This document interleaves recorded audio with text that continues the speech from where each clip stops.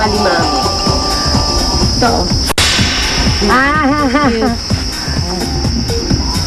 Nakakatuwa kasi habang gumagawa kami ng mga costume, si Justin, kinuwento niya yung experience niya to survive.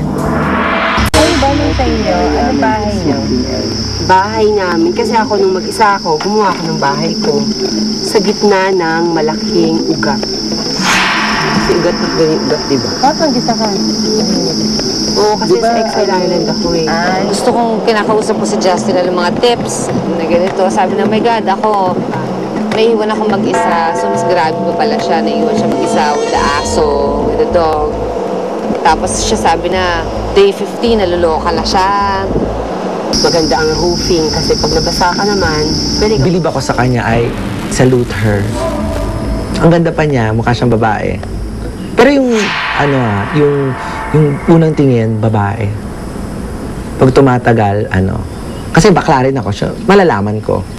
Ang mukha talagang babae, si Moy. Mukhang babae si Moy.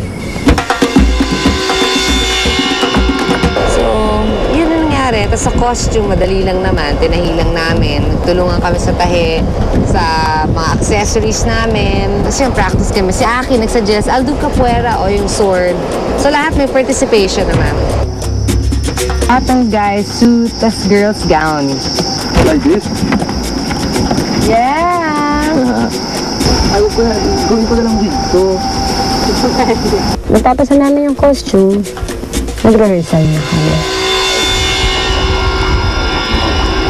Yes, buhat agad. 1, 2, 3, mabilis na. 5, 6, 7, and capoeira asli.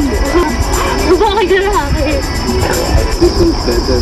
So this one I can more survivor, diba? Then after Was that, really good. I try we tried really to be seryoso and yung performance natin.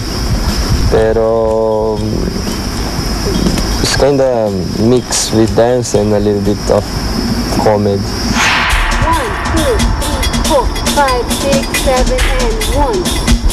4, 5, 6, 7, 8. Sultan bukas. Same time, it's not like I'm panicked and nagpapanik na ako, diba? Nagpapanik din ako, diba? Panik, hanap. Simulan ako ng gulo. Hindi, wawag lang ako ng ganito. Trying to help you out. Thank you for helping, thank you. You're being sarcastic, bro. I don't want to work with someone like that. Ikaw din. Ano ba, magalang katabraho, ha?